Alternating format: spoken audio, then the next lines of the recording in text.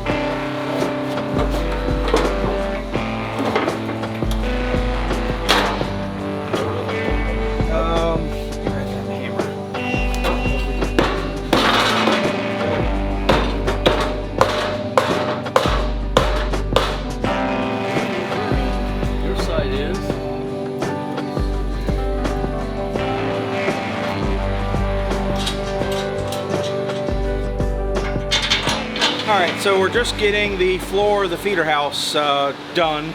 This was the original panel that was in it that did not have a rock trap in it, so we took that panel out, and then there was a small filler panel, and then the rock trap goes in it, and needless to say, it's fought us just kind of seemingly like everything else. But finally have all the bolts in, and they're working on tightening everything up, so just everything in there is really tight, and there was a couple holes that didn't line up that kind of threw us off, but finally we decided that it's the only way it fits, and we're going to ignore those holes that don't line up, and we're just going to keep going. So seems like it's in there the way it's supposed to be, and hopefully we can hopefully we did it right.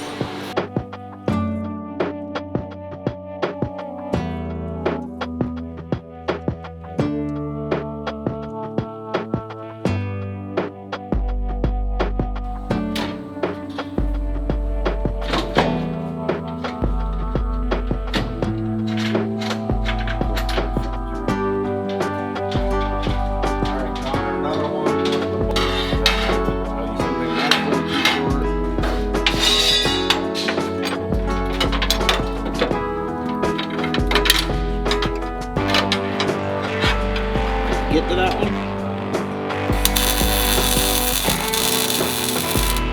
All right, not day 2 or 3, day, I don't know, 53 maybe. No, I don't know, probably about day 5 wrap up. Got all of the vanes in and tightened up. Finished with all of my repair welds. Put some reinforcement weld along here. Starting to wear through there. Aaron said just get a good bead of weld through there. It gives you a good hard surface. Patch some stuff up. Got that front panel welded in. And there's a couple of shields back behind the cage there that you can't see that we pulled out today and straightened out. We need to put those back in. And once we put those panels in, we're ready to put a rotor back in and put a feeder house on. So maybe tomorrow's the day for that. And had a couple other things we ran into today.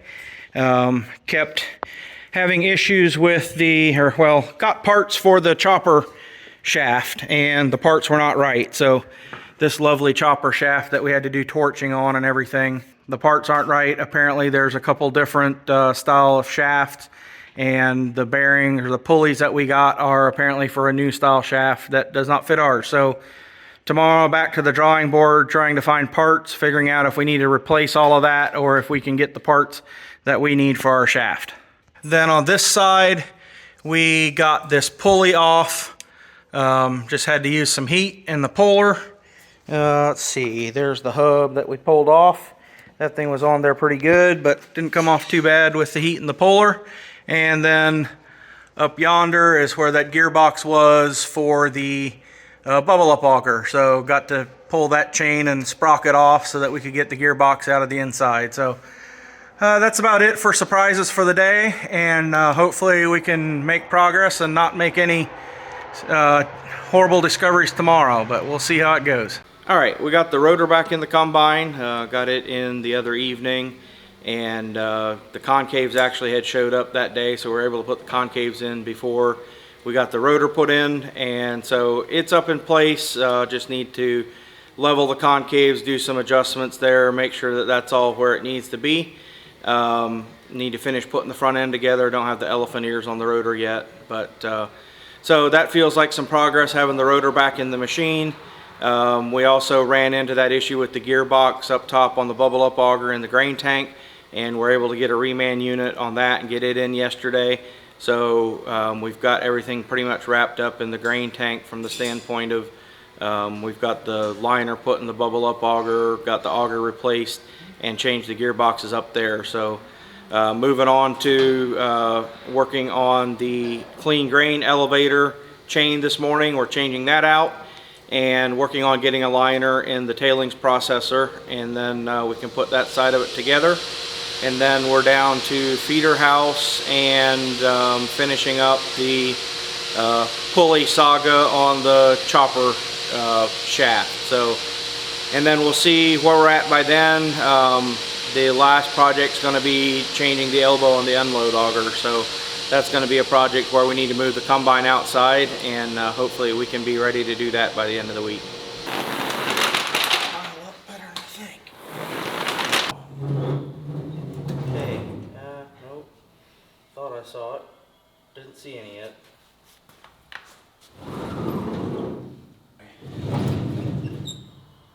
Definitely went the long way. Alright, so we're just starting on the chain here on the clean grain elevator. Mitch is attaching the new chain to the end of the old chain so that we can just pull it up through. It gets kind of difficult to get a new chain in if you don't have something to pull it up with. So should be fairly simple once we get that attached. Just attach the old one or attach the new one and roll the pulley over and get it pulled up in there.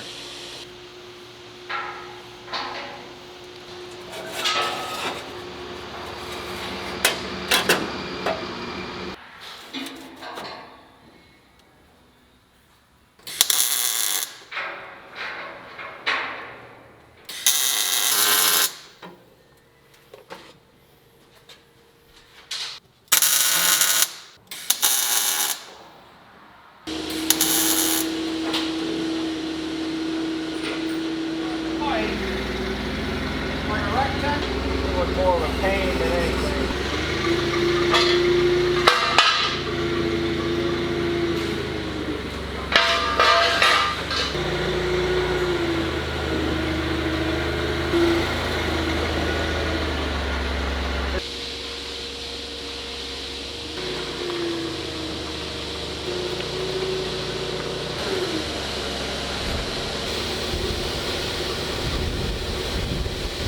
Am I driving in fairly parallel? Yep. Just like that. More? Yeah. No, right there. Hammer? Got a hammer bammer right here.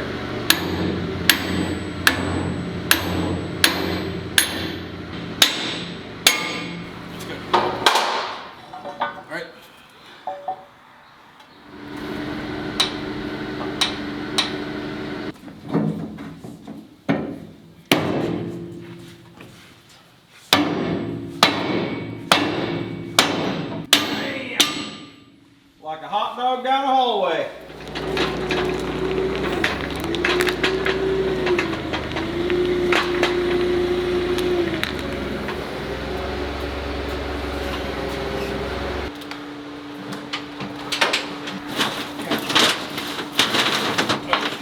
the chain.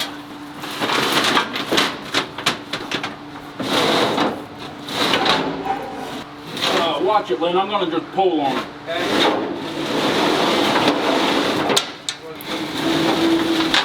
It must have been a half decent plan. Okay, now we gotta get that drum up in there.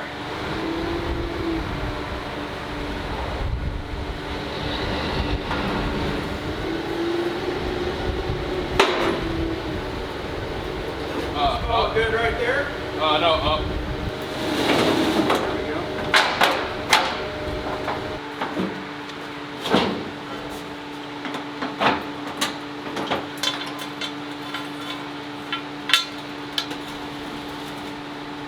Did we hook the chain together first? Break it in. So far it seems like we did it right. Maybe. Okay. Alright, it is Monday. Saturday, Mitch and I worked on the combine for a while, and Mitch got pretty much all the accessory stuff done on the feeder housing. So we got all of the PTO shafts done on the side, got all the hydraulic lines and guards and everything put back on. Got the keyway cut in the chopper shaft and got that stuff together. So we're finally on the home stretch of that. We're down to a lot of little knickknacks. I just changed a couple bearings here on the tailings processor, so going back together with that. Saturday I was able to get small pulley put on the chopper shaft, and that was where that keyway was cut in underneath. So got all of that together, feel pretty good about how that all goes. I've never put one of those together before, and I was not here when I took that one apart, so I think I did it right. I hope I did it right. It all seems to make sense. But just have to put the outer big pulley on that yet and put some belts on. We should be close to done on this side. We had one of these spreader motors had a leak in it, so it was leaking fluid all over. So Mitch rebuilt both of those this morning and put new seal kits in it, and Wayne put the spreaders back on, so we're good to go on the spreaders. And a couple things over on this side yet. So on the other side of the combine, while we had everything apart, we decided we're going to change the other chopper bearing. So that's the main bearing up inside of here. We changed that, got all of this put back together, and working on finishing up the tailings separator here. We welded some liner panels in, had a couple holes worn in the back end of this. So hopefully by the end of the day we can have most of this stuff together and we can start changing oil and putting belts and chains on, and maybe by tomorrow we can get this thing fired up and see, what other things that we have to address before we go hit the field. We know we have to look at the self-leveling sieve a little bit. It didn't level itself before we tore it apart, so we have to look at a few things there. Hopefully nothing that we have to wait for parts for, but maybe if all goes well we can hit the field by tomorrow evening. Okay, we're getting our final settings put in there. We got the header on, and we're getting the concave settings set up right, and we're going to get ready to take our first lick at the beans and see if this machine can get us some crop in the wagon. Okay, Colton, you ready to run this machine? Yeah. You gonna be the driver? No. Why not? You can at least run the grain cart. No. You can figure it out. No, I can't.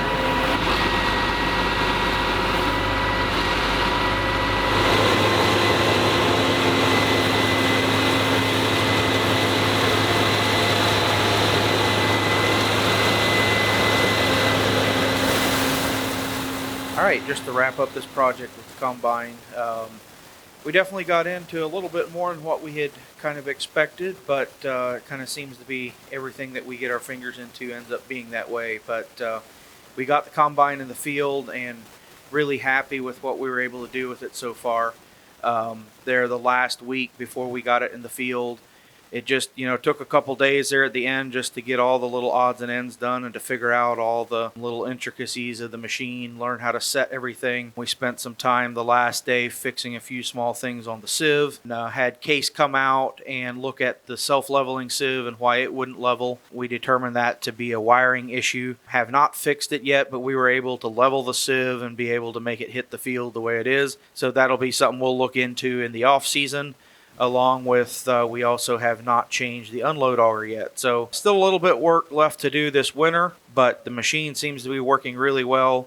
We were able to knock out close to 70 acres the first day that we had it in the field. We spent a few hours Friday night trying to figure some stuff out that we didn't really know what we were doing. I guess mostly header setting stuff, trying to get the float set, and it was a calibration we were trying to do and didn't quite know how to do it. But all in all, we blew the evening Friday, but we ended up hitting the field around noon on Saturday, and everything seems to go pretty good once we got in the field.